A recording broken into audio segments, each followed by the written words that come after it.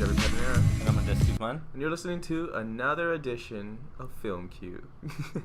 You like that intro there? I think so. It's my best yet. Today we have yet another guest. Introduce yourself.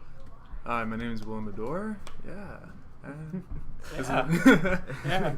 There you go. That's pretty much sums it up. It's fine. Everybody else is the same thing. So there's nothing special about me, honestly. You fit in with all the other 800 people I brought. I was like, I'm gonna be cooler than Thomas. I'm gonna have like an intro and everything. But yeah, it just feels like, Willem Ador. Okay. As soon as you turn the mic, the red light goes on. It's like, no. Everyone shuts down. Shots fired at Thomas, though. I'm calling out Thomas. After watching that Straight Outta Compton movie. There's an aggression now. Yeah. Andres, you said you wanted to talk about something? Yeah. We both watched. Me and Jeff both watched The Gift, but separately. I just wanted to mention how good it is, and that you should go watch it. Yes. Yes. And that's pretty much the sum total of what we can say. I don't. The other bit that I want to say is who the fuck took over for like Jason Bateman, because I didn't see him at all. I knew he could play the asshole because he's been. That's essentially. No, but did you watch Bad Words? No. I have it's on my movie network thing, and I keep scrolling past it. I'm like, there's the asshole, like a simple asshole, and then it's what he was in that movie, like in The Gift or in Bad Words. No, in The Gift. Yeah. Like it's on another. Oh yeah, level. The Gift. He's like fucking evil. He's despicable. But it's weird. What's great about that movie is, this isn't gonna give anything away, but it's just so fun how it toys with your sympathies. Like when you're on one side, then you're on another side, then you're on a totally different side, and at the end you're like, what the fuck is going on? Who do I trust? Essentially, right? Yeah. And I think that's pretty much what all we should say, because Simon says go watch it. Yeah. And what was my review? Actually, yeah, I just stated the theme of the movie. It's secrets, right? Secrets and lies and all that. And so the movie appropriately is very much a secret. So go watch it. Like post haste. Yeah. But other than that, today we also watched this week Straight Outta Compton, and I know for that should give it away there. We have two people here who seem to have loved it, whereas I walked out of the theater with a razor blade to my wrist. Not that bad. I'm exaggerating. It wasn't worse than, let's say, I liked it more than Southpaw, I think. Okay. I watched that movie, actually. You heard how I was after Southpaw. I was almost defeated. You were so, indifferent. Exactly. And indifferent is I'd rather really dislike a movie than be completely indifferent towards it. That's how I feel about Focus. Like, I walked out of Focus, and I was like, that was a thing. Yeah. And it happened. It exists. You don't like Focus? I didn't care. Nothing. It didn't make me. It wasn't like, I saw the movie Max about the dog. I just straight up hated that movie. And there was and then there's a bunch of movies I've really liked, but then Focus is right there in this shitty, awkward spot where I'm like, my life could have gone on. It's like oatmeal. Have you ever had oatmeal? I love oatmeal. Okay, bad example. Well, I think oatmeal is bland and doesn't have any flavor. But, I mean, it's not bad. It's just, I thought the first half was pretty good, but... Of the oatmeal? No. Yeah, of the oatmeal. And then I'll just throw it out. The second half of the oatmeal was like, whatever. Focus? Yeah, Focus, yeah. I mean, the only thing that saved Focus was Margot Robbie and Will Smith. Yeah, exactly. And Margot Robbie. Let's just keep saying Margot Robbie, and hopefully she'll come on the show. That's the rest of this episode. You can tune out now. Top 5 movies of the year: Margot Robbie.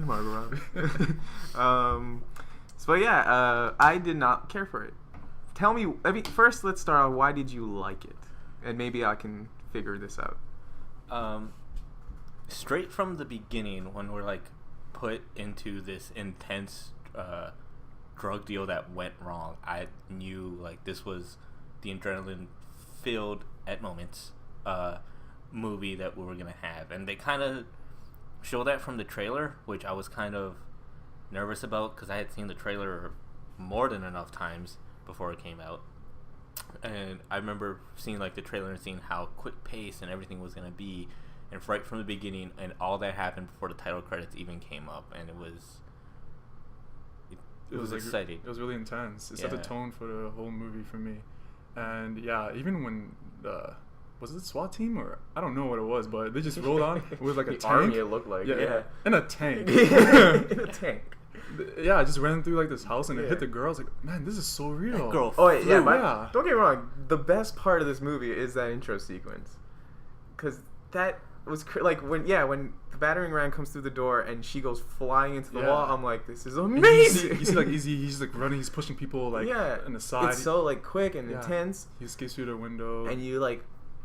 It has a purpose because they're establishing the world that these guys are coming out of. Yeah. So I get it, and I liked it. It's everything after that title sequence where it goes to shit for me. Really? Yeah. See, I'm using strong words just to kind of you know, exaggerate my position against you guys. But really, for me, it's just I didn't like it because it's not saying anything. It's not doing what I feel like a movie should do, period. And especially a movie about these such important musical, I don't know what you want to call them, almost prophets in a way, right? This is basically my thing with biopics is you don't just tell their story, you have to say why their story matters to us.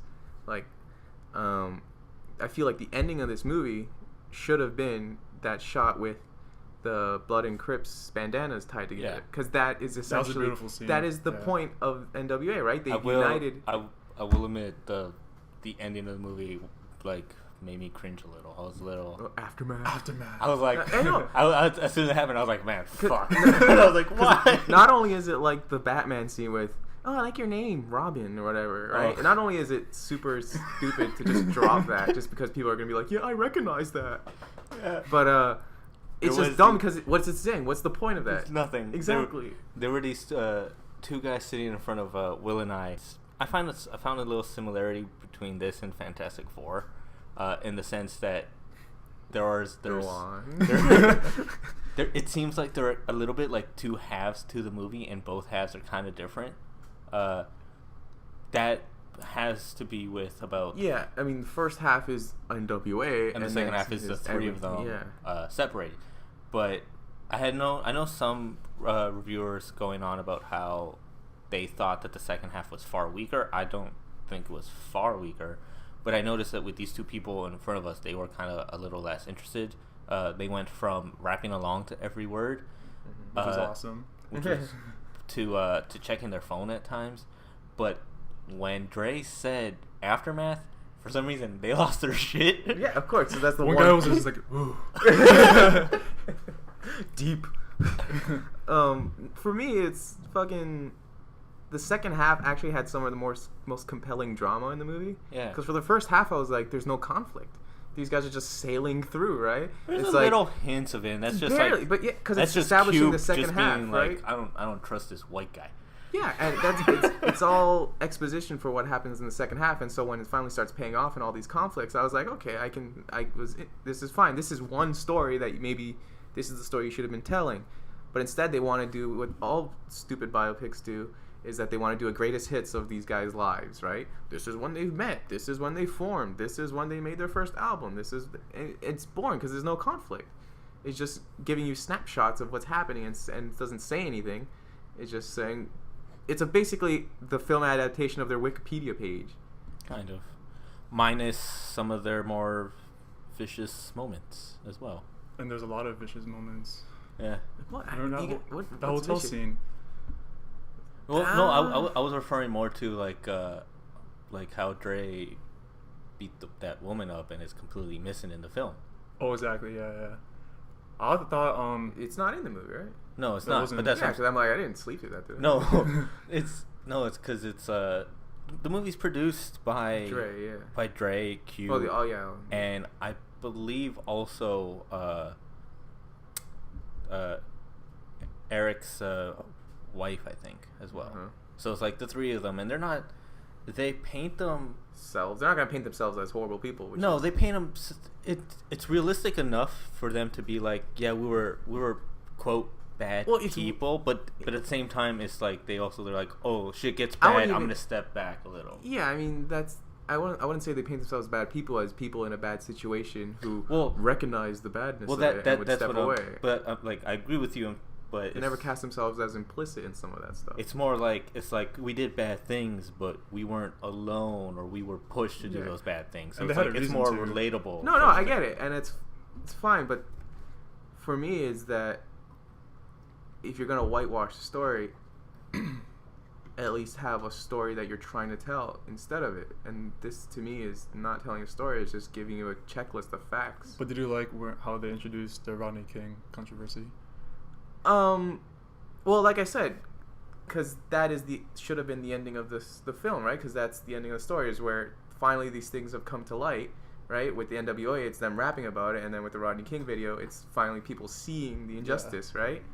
And so when the LA riots, that's finally the lower class poor black people coming up and, you know, showing the unrest that's at the heart of the LA and all of the United States, right? Yeah, to be honest, I wasn't really expecting that. So when I saw it, I was like, it's pretty surprising for me. Exactly. And I feel that was the ending of the film, because finally this stuff has come to light, right? And to offer a solution would be wrong, because look at these past couple of years, we've had all these horrible Ferguson thing, Mike Brown, all these horrible incidents, and yet it feels like we're not making any progress. And so that's why I was looking forward to this film, because the context in which it's coming out of is the perfect context to tell the story of the NWA. So you just want like a different ending to it. It's weird, because I don't want to play armchair director and say they should have done this, they should have done that. But when there's nothing for me to grab onto, well, at least that's how I feel, I just have to start projecting like what could have been there, right? Okay. And I feel like some of that is in the movie, and that's why I'm responding to it, and that's what I liked. It's just they didn't want to focus on that. They drew back and wanted to focus on everything. But when you try to do that, you lose the little details. What did they call the movie, The Rise and Fall of NWA? Would that set like a different tone for you? Because they saw like the downfall, and everyone's splitting apart. Eazy-E's health as well. Yeah, but I mean, you can. I guess my point here is I can see. Don't worry, I get there's an arc, there's a story, which is the rise and fall of the NWA, like you say. But there's no ultimate point of what they're trying to say in that. Like, when you do a rise and fall story, you have to say, okay, why did they fall, right? And then what does that say about us? Especially when it's very famous people like that. Yeah. Right? Or else any story is, like, you can use any characters to tell the story of, like, a rise and fall. But if you want to use the NWA, you have to say, okay, why NWA? Why is that important to us? Were you hoping that, I guess you were hoping that the movie would have more context to relate to some of the bad things that were happening around now? Because in a way, I was hoping for it, but I wasn't going to hold it against the film if it didn't have it. Yeah. Again, I don't want the film to say anything specific. I just wanted it to say something. And to me, that's ultimately my position here, is that I just don't feel like the film is saying anything. I do agree a bit. I know this, like a few days ago, my mom had asked me, like, oh, what movie are you guys doing for the podcast this weekend? And I mentioned Straight Outta Compton. And she's like, that movie's gonna cause issues. And I'm like, what is that supposed to mean? Don't watch it, Andreas. She's like, watch your words carefully, Mom. She's like, it's gonna be a scary place to, like, at the theater and people watching it, because But I thought it was like really important to watch it because of what's happening right now. Yeah, but because of like how "Fuck the Police" became an anthem back then, they thought that because she was saying that it would be super easy for that sort of mentality to go into some of the younger generation now, and then kind of cause riots and stuff. Mm-hmm. I mean, I know there was similar talk back when "Do the Right Thing" came out. Yeah, I mean, it's not. I can't compare the two and say, like, with that one I can see it a bit more. With this one, it's more like it's really just addressing the songs and the stuff that they came up before. If it's doing anything at all, it's just celebrating the NWA, and that's not going to make anyone riot. That's just going to make someone go buy the album, which is exactly what they want to happen. True. Makes sense that isn't there Dre like also bookmarked the CD with a new album too. Exactly. Isn't it like their 25th anniversary too this year? 80. I think I read it somewhere. Didn't they come out in 89? It came out in 89. Oh, okay. Yeah. I think last year was their 25th anniversary. Yeah, I don't find it wrong to celebrate No, don't get me wrong. The NWA is awesome, and as one, that's the thing. Oh God, I'm playing that if it was the movie I wanted, but you can do that and still say something essentially. Use one message. I keep reiterating this, and it might get annoying to some people, but that's what I feel is the ultimate purpose of movies and art, right? Is to have some sort of significance to us as people, right? Not just to be naked commercialism, which is what I feel this movie is. You know what I mean? Like, don't get me wrong, I'm gonna go buy that Compton album because I love. I still need to listen to that. Yeah, no, I almost bought it, but everywhere I went, and I went to 3 different stores, they were sold out. Really? Yeah. Jesus. Well, it makes sense. I mean, what, he was making Detox for like 12 years and then... Dr. Dre came out with a new album. Let's buy it. 16. Yeah, he promises Detox 12 years, cancels it. Compton announces it 5 days before it's released. Wasn't it like this guy 2? has to get his priorities right. Wasn't it like 2 days? Yeah, something I like swear, that. because I remember I was on I thought it was a week before the movie came out. I don't know. No, it was a week before it came out, but I'm talking like he announced it like a day or 3 before the actual CD came out. Yeah. I remember being online and I was like, and they're just like, Dre's going on like his radio show and whatever, and I was just like whatever. What was he gonna say? I was like, I don't care, and they're just like, there's a new album. It comes out on Friday, and they're it's like, not it's Wednesday. Yeah, it's canceled. This is my like big finale, and I'm like, what the fuck is going on right now? Sure, everyone's rolled upside down. Yeah. So Jeff, did you want like the message to be more like, how should I say it, like, because you said they're celebrating NWA like more and more, and that took away from the message of the movie? No, I feel it's not that it took away from the message of the movie. It's that there almost seems to have been no intent to give a message. Do you know what I mean? And wait, again, it sounds like I'm saying every movie has to be an after-school special, which I think is a line in the movie about and Easy's like, Boys I in like the Hood, them. which is a movie I'm like, how did I not think of that for the double feature question later on? Anyway, it's not that I felt it got in the way so much as it's all that exists in the movie, and so because it's there and that's all I can latch onto, that's what I'm gonna talk about, right? You know, I'm usually the one who like does some of the behind the scenes like research and stuff because I'm lazy. Yeah.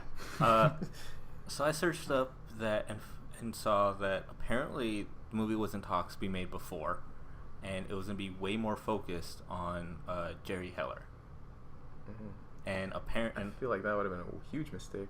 And Q was like, well, he heard about it and then was like, we have to fix this. And then changed it around. Although, I mean, it could still be interesting depending on what they do with it, but just as an idea, it sounds like you're taking the most important rap black music group in the past like 30 years and making it about a white guy. Yeah. Just talking about their manager. Yeah, exactly. Also, then like I believe Cube went to F. Gary Gray because he also worked with him on Friday, and he directed like some of his music videos back in the day, like It Was a Good Day, I believe. Oh God, I wish they played that song. That's the one I could have rapped along to. But yeah, so I thought that was a little interesting. That I didn't know. I saw F. Gary Gray, and the only thing I knew about his name was that Gary and Gray is an anagram of each other, and it was funny. He also did the Italian Job. Did he? Yeah. The remake? Yeah. Oh, I remember sort of enjoying that. I haven't seen know. it in a while. I haven't seen it at all. No. Yeah. Also, there was like the quote director's cut, like their first draft, like cut of it, was nearly an hour longer. Oh my God.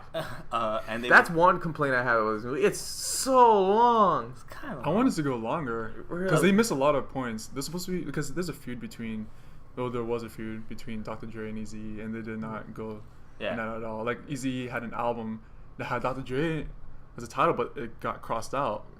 Yeah, they didn't go to that at all. Well, I think that's part of the fact. Like they want to paint them as little nicer. I guess. I felt like the ending was kind of rushed though, because like how they're making amends and how Eazy went up to Ice Cube and it's like, oh yeah, I'm sorry, I like your, what do you say? I like it was Boys in the Hood. Yeah, Boys in the Hood, and they just hugged it out and just talked. I was like, really? Like, yeah, that's part of the thing where I have with this movie is that there's no conflict. Like there's a little bit for that whole the whole feuding stuff, and it's there and it's interesting, but then they just kind of get swept under the rug. But I thought the Ice Cube, his issue with the label, I thought that was well done. Oh yeah. I just wanted a bit more easy solo career. That scene was almost cut. Where he breaks the. Yeah. Apparently they wanted to get rid of it. They needed to cut something, Andres. Not that scene. I would have done with anything after the riots.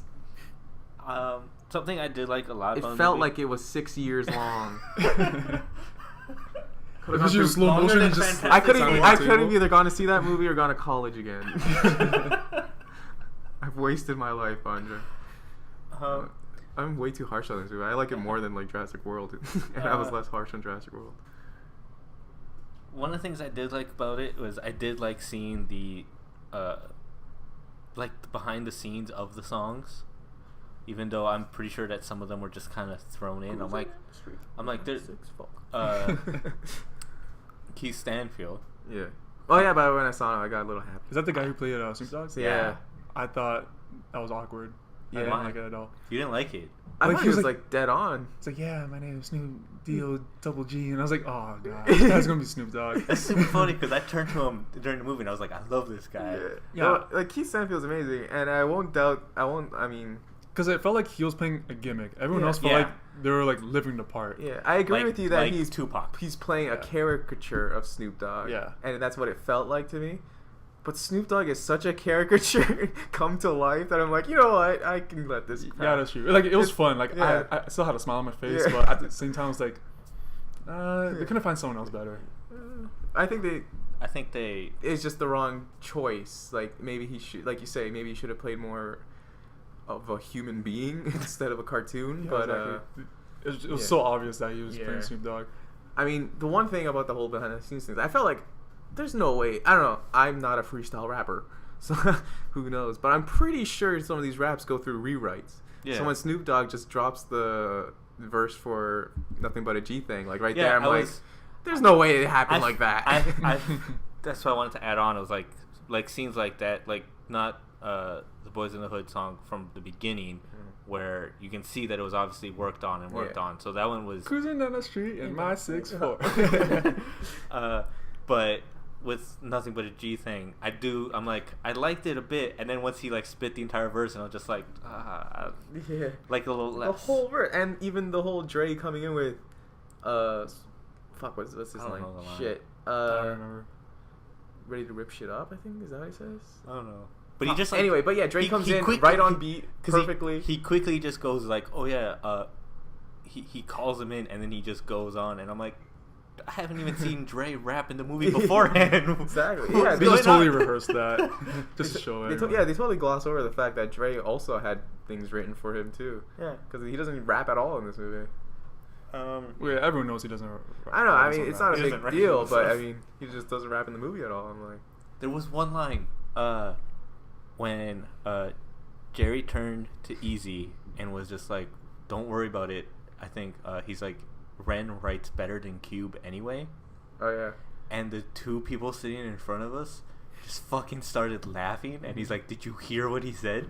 He thinks Ren is better than Cube." And I was like, "That's the type of response." That's another thing. It's funny though, but I'm pretty sure Ren does have some respect in the hip hop world, because Nas has a line where he's like shouting out a bunch of rappers. He's like, "Is it MC Shen? Is it MC Ren?"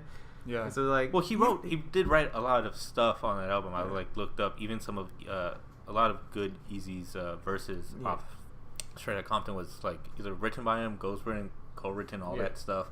But to be fair, and how the movie does it as well, at like most of the time, even though there's 5 members in the group, it was focused on the 3. Yeah. And those are the ones that end up coming out of it. Important ones. Yeah, but like they focus on the perspectives of Eazy, Dre, and Ice Cube. I really want to see the perspective from MC Ren and DJ Yella. Well, DJ Yella, it was shown that he knew Dr. Dre before because they're in the club doing their thing, and to me, I thought he was portrayed very well because he seemed like the clown of the group. Yeah. I know Eazy, he dropped like a lot of jokes too, but DJ Yella, he made me laugh a lot. Yeah. But MC Ren, he was just kind of there. Yeah, I think they established that. Yeah. I like Ren, and I like his I thought he was really good in the movie. I like when he came in and they're like, "You ready for this?" He's like, "I got libraries." Yeah. Yeah. Yeah. He had like 4 books on it. Yeah. But I mean, the movie's already so bloated, we can't really add any more to it, I think. What did you think of the... I know, like, don't get me wrong, I understand there are some movies that you just want to live in them a little longer. The Lord of the Rings extended editions, they're ridiculously long, and they do not work at that length, but I still want to watch them every time because just being in that world is so fun. I can't do what you do and do it one day, though. I need to spread it up a little. An amazing I just thought that a lot, because like a lot of music groups, obviously there's always that one breakout star. Yeah. And so when the movie came out, I was like, okay, great, because everyone knows about Easy and like the other 2, Cube and Dre. I just want to know more about MCUN and like how he came, but he just kind of there on a couch with Easy already. Yeah. Yeah. That's kind of. I wanted more. Yeah, because he was important in the group. Yeah. His first album went to platinum, I believe. I don't know. I believe so. He's definitely one I want to check out more, but yeah, I just haven't gone around to it. What did you guys think of Tupac's quote cameo?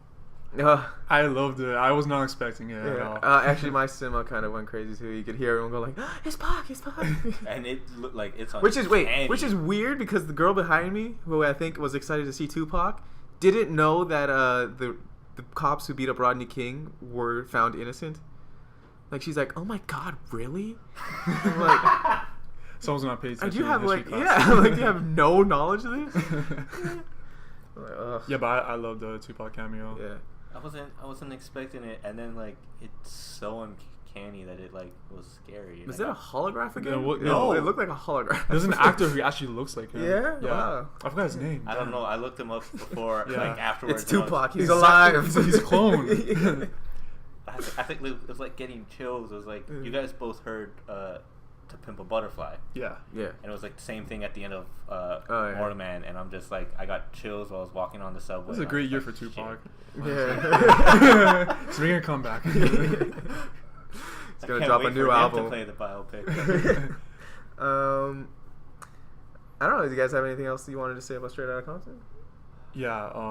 So anyways, I just said like, yeah, there's great chemistry between them. Like, they all went hard to make this film. I agree. The acting is actually good. Good? Okay. Yeah, I mean, because I was about to compliment it, and then I was remembering there was a few times in the movie where it was like, that was delivered really flatly or whatever. But I mean, whatever. Was that mostly by O'Shea? No, the guy who played Dre. Okay, because he seemed like the more mature out of all of them. Yeah. And I thought he did very good because, like, we all know Easy. He has, like, that attitude. He's the most charismatic. And, Ice Cube with that angry face. Yeah. So I think the guy who played Eazy-E was definitely really good. Oh, man, he was so good. Yeah. But, like, Dr. Dre, I thought he did very good, too. He was, like, the leader, basically. And he had to step up and be mature. Yeah. No, don't get me wrong. For the most part, it's a good performance. It was just, there was, like, one or two lines where I was just like, ooh. But, whatever. Who cares? I don't really. But the scene where, like, he found out his brother died, that almost brought me to tears, I'm not going to lie. Yeah, it was a tough moment. I feel like I barely knew his brother, so I was just like, eh. But you can tell, like, how he was crying, and then all of his brothers came out. I was like, trust me, like, we're in this together. Sense of brotherhood. Yeah. Yeah, especially since that's the when we start to get inklings of Eazy's kind of drifting away from the group, so it's nice to see something connect them again. But I don't know. I just never felt an emotional connection to these guys. What about the scene where Eazy was in the hospital? Nope. Really? Yeah. Oh, man. Wow. Because I wasn't connected. There was no conflict. There was nothing for me to latch onto. The scene was so rough. It was really. You really affected by it that much? Yeah. Because there are some parts in the movie where they detailed, like, Jerry was talking to Eazy. Oh, so he didn't say this. Like, it's not cool, but he said, oh, you banged this chick before, or like you were banging this chick, so you can tell Eazy was out there, Yeah. Well, I think sex. One of the things he said is like you can't fuck everyone. Yeah, exactly. So I went in my head. I was like, oh man, they're gonna go through this Eazy AIDS stuff. That's the thing. If they because everyone knows it's gonna happen, and so the way it happens in the movie, it's so quick that it just kind of comes on. And I guess you can make an argument that that's how a death is like, right? It just comes out of nowhere. But if we had got to see his sickness progress and we had lived in it, I feel like that's another separate whole story that you can dedicate a whole movie to on itself, and you could be saying something with it. But this movie wants to have everything before with NWA and then everything in between, and then Eazy-E's death, and I just feel like it's way too much, and so we don't get to be with Eazy-E long enough in that sickness state to really feel the impact of his passing. I thought he's dying over 6 months, something, and it feels like, it feels like 2 minutes. Because it is something that I was expecting was because right before he gets the diagnosis, he calls up Dre, he sees Cube, and they're like trying to become a team again and like go record. I was expecting for it to like have the reveal that he already knew he was sick. Oh. And I thought that was the reason why he was trying to get NWA back together? Yeah. So then when it kind of went the other way, and I was just like, well, that's a weird coincidence. Sort of thing. I don't think... Was NWA ever actually really planning to get back together? This is where my history is. I think I read up on it. I think they were. Really? Yeah. I was trying to look for yesterday, but based on Wikipedia, I couldn't find anything. No, because for me, it just almost rings false, because I'm pretty sure Ice Cube had a song where he makes fun of Eazy-E's HIV. Really? In one line or something, like HIV make your dick hang sideways or some shit like that. Really? Oh, yeah. Man. That's cold. That's why. I don't know. It could have been just a general line about HIV, but it was... I don't know if it's so close to when Eazy was yeah. diagnosed that I'm not sure if it was directed at him or not. I gotta check that out. That's also... I can't remember what the song was, though. That's the type of line where it's just like, it could be a jab, but it could also just be like, just a reference. Yeah, just... But most likely it's a jab. Yeah, it probably is, those guys are like poking each other back and forth. Which that No Vaseline song from Ice Cube, that's a diss track where he like dissed everyone in NWA. Man, that was so funny. Yeah. Even DJ Yellow, he was like, man, that was pretty funny. Yeah, that was good. That was good. No, I like that line. I mean, I like that scene because it's cool to see. Because you never actually get to see people react when they hear the beef track directed at them. So it's cool to see that. Especially with the whole thing going on now with Drake and Meek Mill. Oh, yeah. Even though Meek Mill is just cowering in a corner somewhere. And I'm not even a fan of Drake. I think Drake is the easiest rapper to make fun of. And so Meek Mill just totally dropped the ball. His name is Aubrey. You're from Toronto. You should have a little pride. He's fucking middle class Toronto.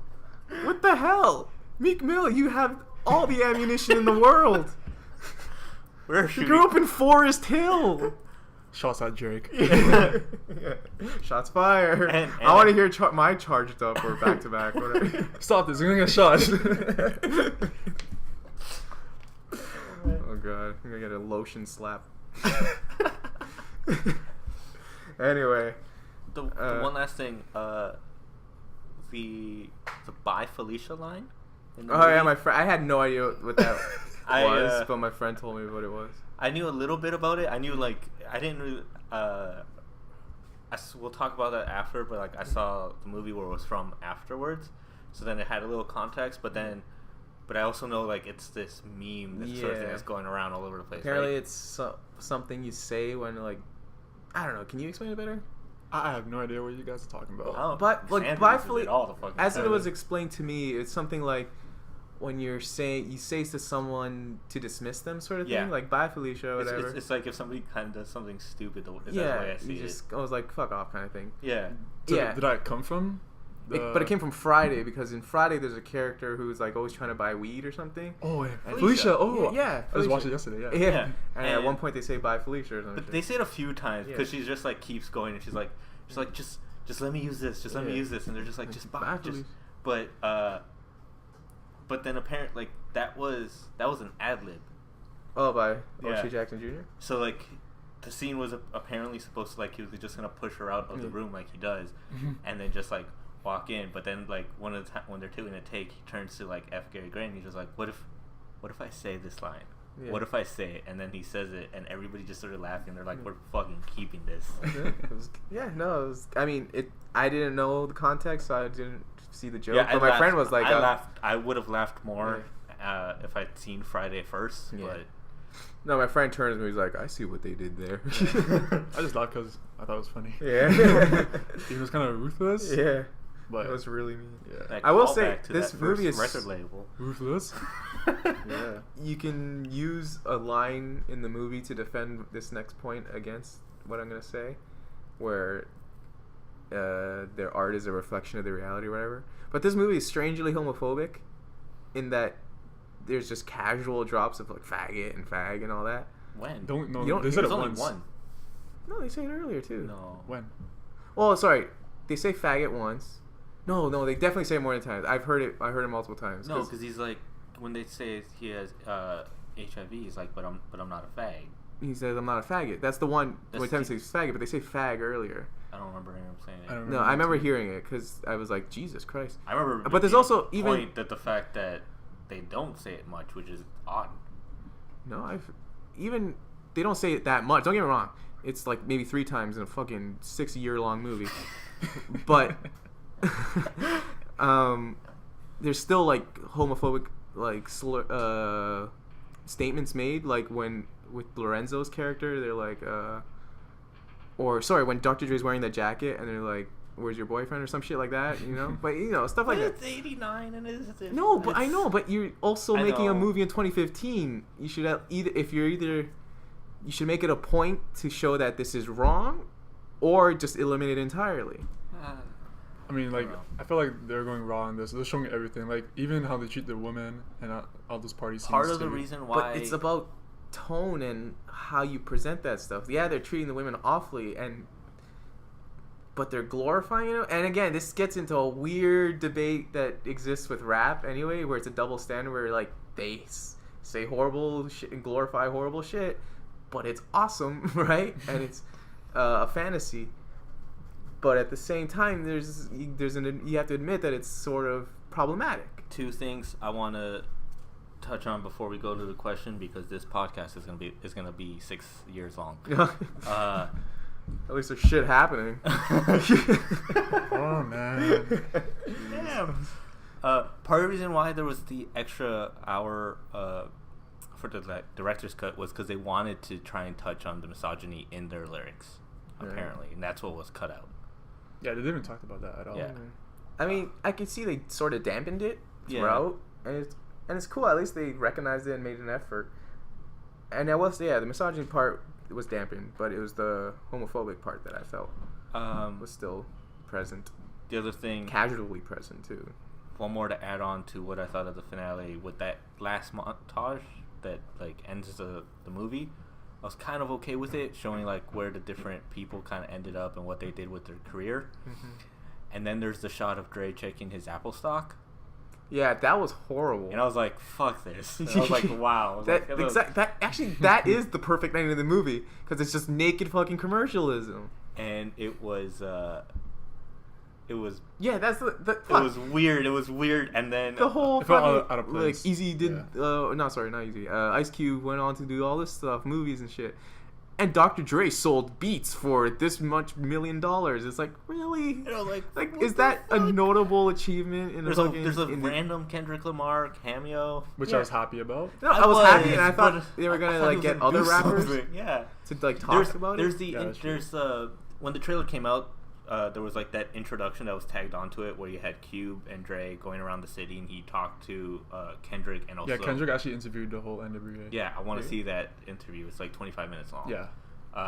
But then also in that trailer they also talked to the Game, and I was expecting like the Game to pop up for it because it's the same thing, and I was like, the fuck. You saw Eminem 50. The movie forgot the Game like everyone else did. Shots fired at the Game. And MC Ren, I'm gonna have like 6 beef tracks or diss tracks aimed at me. We'll play it next week. It was funny because I was checking like, okay, so what happened to MC Ren and DJ Yella after the whole NWA? So I checked. MC Ren, he still put out some albums, but nothing really significant. But DJ Yella, he became a adult film director. Really? Oh, I heard about that. For like I think 13 years. Anything I've seen. Yeah. I'm interested to see if Kendrick goes into that in the interview. You can tell like he also acted in a few, didn't he?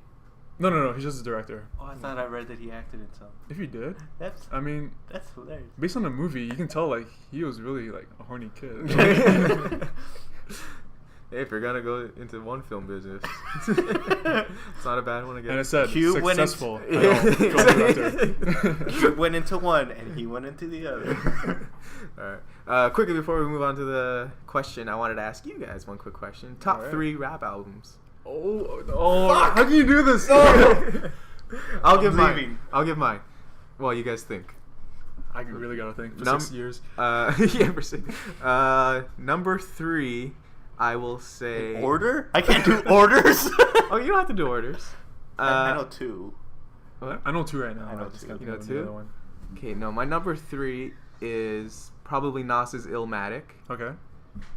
Number 2, I want to say Food by MF Doom. Okay. Keep going. And then number 1 is My Beautiful Dark Twisted Fantasy by the Kanye West. Okay. Okay, I know my 3 now.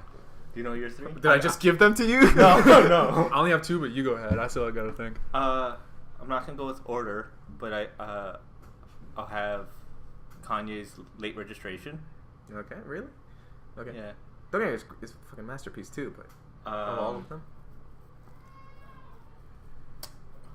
I forgot the title of the album, but it's Who's the artist? Wu-Tang's first album. 36 Chambers? Yeah. Enter the 36 Chambers, Yeah. Yeah. And I was listening to it on the way, but oh fuck, that is a really good one. yeah. That is. It's in my top 5, but I can't put it over any other ones in my top 3. Eminem's Marshall Mathers LP. Really? Yeah. All right. I don't even think that's in my top 10. Well, not in order. I gotta say 36 Chambers. Yeah. I'm I'm regretting not putting it on mine. You fucked up. Yeah, I fucked up. Mad Villain. Yeah. Mad Villainy, the album. That was the one I was like, Food or Mad Villainy? Yeah. I was actually debating on which one I Yeah. should choose. Even Operation Doomsday. I was thinking between That's them. the one I haven't heard because I want to find the copy of the original release. Oh, yeah. It's hard. I actually bought the CD. It's a 2-disc CD, and the second CD's all instrumentals. Yeah. Yeah. So good. Now the third one, I'm still thinking about it. Man. This shit's tougher than okay. the question of the week. I gave the CD to Andreas, but it's Oh yeah. Czarface. It's Inspector Deck from the Wu-Tang, Yeah. and Esoteric and 7L, who's a producer, and they brought like the boom bap, Eastern, New York sound, and Yeah. they modernized it, and I am in love with the album. Yeah. And they put out another album this year too, so I can't decide which one's better. So I'm just gonna say Czarface. Cool. I was gonna bring those for you back, and I forgot. I was not gonna take it because I don't have a bag. So. Perfect. It all worked out. I will check that out because I wanted to get an album by each of the members. So Check out Czarface. Yeah, I will check out Czarface or Inspector Deck. You saw them at my house last time, I believe. Yeah, I saw it. I didn't know, and then I looked on the side and said Inspector Deck. I'm like, what? I remember you asked me, you're like, is Inspector Deck on this? And I was like, I think so. He is. All right. Cut to the clip. The story of life is this. Static. One hand is always fighting the other hand. And the left hand is kicking much ass. I mean, it looks like the right hand love is finished. But hold on, stop the presses, the right hand's coming back. Today's question is, what is the best movie to double feature with Do the Right Thing? We've all seen Do the Right Thing. Let's talk about it a bit. Andres, I know you have been watching it for the past 3 months, on and off, apparently. I don't remember if I've seen it twice or 3 times now, but Okay, never mind. It's We've much seen it less more than I than thought. I thought you saw it like 4 times. oh no, it's at most 3. Okay. I want to see it more, but Because it's one thing people, in discussing how important it is, we shouldn't sidestep the fact that it's incredibly fun to watch as well. Even though it gets into serious stuff at the end and stuff. Yeah. It's still up to that point. It's like, it's funny. It's just fun. Yeah, I don't know. it was a movie that I've heard about for years, and I finally went and picked it up, and since then it's been like doing the rounds with my friends at work and just like being passed around because I'm like, everybody should watch this when they get a chance, because it's like you said, like it's not only important but it's also a great movie. Yeah, totally. William, you've seen it, right? Yeah, I've seen it. He actually let me. He was one of the Blu-ray. people. Yeah. I was really honored. Yeah. Yeah. Okay. So yeah, I actually really loved the movie. It was the first time seeing it, and yeah, I agree. It was funny. It was real. The ending, that's when it got serious. Yeah. And that's when I stopped laughing. I just paid attention to my screen.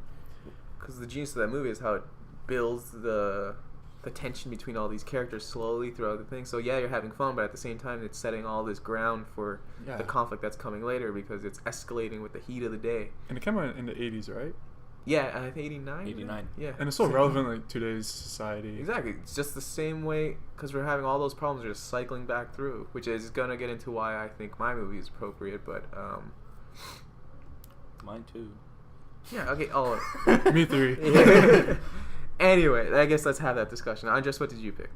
I picked Fruitvale Station. Fuck, because I still have to see that. Fucked up. It's $40. It's on Netflix. I don't have Netflix. Oh. It's $8. And a good fucking Wi-Fi, which I do not necessarily have. Yeah. Fruitvale Station was directed by Ryan Coogler, who pretty much came out of film school with this, and Forrest Whitaker was one of the people who saw what he was doing in film school and was like, I need to step behind him and kind of push this forward. And I remember seeing it, I think, what year did it come out? 2012? Recently, I think 13. No, 2012. That sounds right. Yeah, I remember I saw it. I think it played at Sundance, and I heard about it. And once it came to Toronto, I was like, I have to go see it. And just like Do the Right Thing, I spent like the last 20 minutes in tears. Yeah. And it's just the difference between Fruitvale Station's based on a real life person, on Oscar Grant's life, and we follow him in his last 24 hours. And the movie actually opens with footage of the actual event, and it's a constant reminder of where the movie is going to go. And with that, you're still invested, and you know all the things that are going to happen, and it's that much more impactful when it does, because even though it's a recreation, a dramatization of the whole thing, you still get the feeling that you are watching it happen. And that's partially because of the cinematography in it, because it's all done by handheld, and the cinematographer was Rachel Morrison, who this year did Dope, which would have been still haven't seen that. So good. We think it's really good, but that would have been my second choice for this question. Will?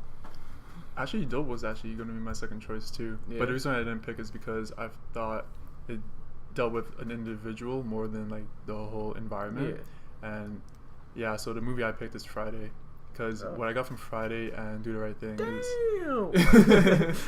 yeah, I love Chris Tucker. Anyway, yeah, they both have that vibe, and I got to live through what like a normal day in, you know, not really developed neighborhood. Yeah. How each character lives throughout the day and stuff. Dope was just about this character, how he doesn't fit in well. I mean, like, I totally relate to that, but I felt like for Do the Right Thing, Friday was relatable. And plus, they're both funny. And at the end, it got serious. Especially when on Friday, I forgot the main character's name. I'm really bad with names. Cube's name? Yeah. Craig. Yeah, Craig, how he's contemplating if he should shoot Debo or just fist fight. So that got serious. It wasn't as serious as Do the Right Thing. I was not expecting that scene, because I think I've seen like clips here and there over the past decade or so, but I've never seen it in full. So when they came to that scene and you hear the gunshot, and then it's like, and it cuts to like that flashback montage, and I was just like, oh shit. Yeah, the first time I heard that gunshot, I was like, oh, that's it. He actually shot him. And I was like, what the fuck? Yeah. And then it like goes back, and it's like he puts the gun down, and I was just like, okay. I've never actually seen Friday, and I really want to. Man, okay, you gotta watch Friday. You gotta watch Dope. I know. I have so many movies to watch. It's what? Dope? Because we were doing this podcast, and we never did Dope for the podcast, so that's why I couldn't watch it that week. Because I don't go to the theater much unless we do it for this. Not that I don't go much, it's that we go on the weekends. Yeah. And so I usually watch what we're going to talk about. And we never talked about Dope. So I never got a chance to see Dope. I want to see it, and I will. When did Dope Fruitvale Station is $40 fucking. Let me reiterate that. I do not have $40 to spend on a single Blu-ray. Exactly. Jesus. And Friday is just, I don't know, I haven't seen it. My friend had. Yeah, that's the most I can give to is a sigh. All right. But I'll watch. I've seen the clips and it looks funny. It's not good enough. My movie is a documentary by the name of Central Park 5 by the very famous, very influential documentarian Ken Burns. I did not know that it was Ken Burns until the because it's credits. so uncharacteristic of his work, right? Yeah. But it's so he did it because his daughter turned him onto the case. But the movie covers, or the documentary covers, the 1980, I think it's 89, rape case of this white woman in Central Park, who, and the local officials charged 5 black teenagers with the crime, despite the fact that they were nowhere near the area where she was attacked. And when the main evidence, the fact that the main evidence against them at the time was their confessions, because they were held for upwards of 30 hours in questioning, which is almost borderline illegal. Also, right? the fact and they that were teenagers. They were like they 14 to 16 years old. Sorry, I should reiterate that. And so they were questioned. They were fed information so that they were promised you could go home if you just give us your confession, whatever. So because they're kids, right? They're just looking for a way. They're like, okay, whatever. I was there. I didn't do anything, but I was there. And so they all implicated each other and themselves by putting themselves in the scene. And so they used their confessions to charge them and eventually imprison them. And so they were held up towards of 7 years. I think in one case it was 11. Yeah. Is this true? Wait, it's a true story. Yeah, right? it's a true story. Okay. It's a documentary. So up to 11 years. And so in the movie, the person who comes out looking the best is the guy who actually committed the crime, because the actual serial rapist, which is insane because he heard the story of these kids, or he heard through one kid who was in the jail with him, heard that they were wrongfully accused. He's like, what the hell? This is horrible. I did that. And so because he confessed to it, they were finally pardoned and let go. But they've already lost so many years of their lives. 7 years? Yeah, up to 11. Oh. Yeah, that But it's like it's already messed with them. One those guy prime years of your life, like 15. One to guy fell 22, into a right? life of crime because he had no other options, because being a former convict, he couldn't find a job. Other people just wanted to disappear. So one guy, Anton McRae, doesn't even show his face in the film, and it just it messes with you, right? Yeah. You lose your childhood, and so I felt it's appropriate to watch it with Do the Right Thing, because it gives you some real world context for what Do the Right Thing is covering, because it takes place in the same year, it's covering the same city, and it's showing the hatred that existed, the unspoken divide between the races in New York City and all of America at the time. And so it just gives you, I think, a little more understanding of Do the Right Thing's message and how it still ties into the present day. Because like those kids,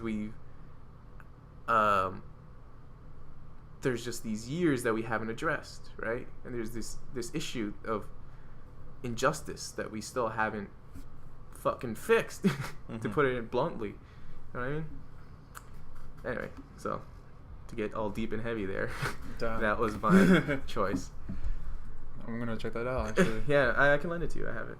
And it is on Netflix, so it's up to you. You have $8 in Wi-Fi. So watch it on fucking Netflix. I just want to mention something that I found great about Central Park 5 was the fact that even though you constantly feel the hatred to all the police and the media, especially, because the media was the ones who hounded on these kids, like saying, they called them the Wolf Pack. Yeah. They said they were wilding, whatever. They was inventing all these terms just to make them look like are monsters. They even friends? Huh? Or do they know each other? They knew each other, because they were just neighborhood kids, right? Like the way you'd see your neighbor, you're not necessarily friends with him, but you recognize him. Think of Friday, how everybody knew each other, but they didn't hang out together. Yeah. It was just this one night coincidence where there was a pack of 30, 20 to 30 Don't use kids. pack, that's the word of the... I'm sorry. But no, there was this big group of kids, right? And they're all just kind of they're doing mischief, but the same sort of mischief you do as a teenager, right? Some of them got a little out of hand, but whatever. Some of them nothing you go to jail for 7 years for. Well, I mean, one of them was beating up on a homeless guy with something. They did some stupid shit, but like but not teenage stuff. Yeah, not that bad. Yeah, no, they didn't fucking rape a woman. Anyway, the media got a hold of the story and made them look like monsters. So everyone wanted them. They were talking about bringing back the death penalty for teenagers. Yeah. That part is very, very easy to like be angry about, but then they cut back to the 5 kids, and you never got the sense that they were really angry because they were just tired, man. Yeah, and that's what I think the overwhelming sense is you get is that they're just like sad that it all happened in the first place. They're just happy to be out, and so there's no anger. I feel like jail just sapped them of their anger at that point. To me, it was a little nice to see that even though they went through such a shitty ordeal, that they kind of still stayed good. Yeah, I mean, yeah, exactly. I want to get mad because there's also that other part where they mention that during the whole case with these kids, there was another rape and murder, but it was because they were both black. They got like a little notice in the newspaper and then never talked about it again. There was a woman who was thrown off a roof after being raped. Is she black? Yeah, they were both black, and that's why it got no coverage at all. But because it was an interracial 5 black kids accused of raping a white woman, they went ballistic. Oh no! Yeah, that makes me so mad. Exactly. That's why this movie is designed, I think, to make you angry and fucking go out and do something. Or fuck, even make the smallest change in like the way we speak is enough. But anyway, sorry, I'm getting riled up. Yeah. So when that's why I love that movie, because it's like it's angry, and I feel like it gets into the do the right thing where you have the duality of human nature, right? You have the Martin Luther King side, but then sometimes the Malcolm X is you feel like there's no other option, and I get that. And Central Park 5 I feel leans more towards the Malcolm X side of the picture. You know what I mean? Just when the 3 of us decide if we should chant "fuck the police" or "fight the power." Or both, man. So, guys, let's get serious here. Pick up Do the Right Thing. Pick up Friday. Pick up Fruitvale Station. Pick up Central Park 5. And Fruitvale Station's on Netflix. You don't have to drop $45. It's just me. I like owning shit. I'm an idiot. Going. Sorry, Will. Oh, I'm just saying pick up Dope. Yeah. Dope. Oh, yeah. I will pick it up when it comes out. Is it out yet? I don't think so, because I probably would have had it. So I'm going to guess no. Or you can pick it up and lend it to me. Yeah. So yeah, that's the podcast. Go watch those movies. You can find me at JeffPed, I think, on Letterboxd. I never get this right. This is the recurring joke. Last week you had it. Did I? Fuck. I'm regressing. Look it up now. Jeff Pet on Letterboxd, Jeff_Pet on Twitter, and Jeffrey_Pedernera? Nope, just Jeffrey Pedernera. Pretty sure it's underscore. I think it's underscore on Instagram. Okay, you search it. Will, where can we find you? Mine is so easier. It's just Willem Adore. I'm a fucking moron. I did 3 different things. Yeah. You gotta solidify your brand. Yeah, just Willem Adore. Just on Twitter, Instagram. That's it. Snapchat, but don't follow me on Snapchat. Yeah, it's underscore, by the way. Jeffrey _Pedernera. Yeah. All right. I fucked up. Yeah. Your user. Sorry. Mine's simple, dude. And that's the end of the show. Letterboxd, Instagram, and Twitter. It's all just at Pocket Writer. Super easy. Fuck you. Next week, I think we're taking it off. This is actually my last episode for a long time, so I will be You're doing Cop Car. Oh, sorry, there's 2 weeks left in August. Okay, I'll be here for Cop Car. But yeah, next week we're taking a break. Yes, next week we're off, and then on... I never know what's going on. Nope. I have the schedule. I do all the schedule stuff. Yeah, he does literally everything. On the 28th, we're doing Cop Car, and it's a smaller film directed by John Watts, who's now has a job to direct the next Spider-Man film. Exciting. So because it's an indie film, and there's the only other movie coming out that week is Z for Zachariah, and I'm not even sure if I don't know what the hell that is.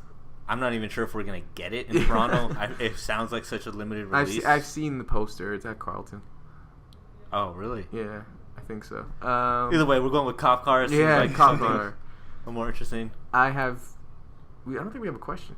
Well, we never have questions. I have until Christmas planned out for some movies. I have no questions written though. Okay, we'll figure something out. We have a week. We have 2 weeks actually. Yeah. We'll post something about it, and I don't know if anyone cares. Till then, consider this week's question: what is the best double feature with Do the Right Thing? We have not Cop Car. Jesus Christ. Our choices were Friday, Central Park 5, and whatever Andres said, Fruitvale Station. I'm interested to see if Cop Car would be a good double feature. Probably not. I don't know if it'll work. We'll keep an eye out. All right. See you next time on Film.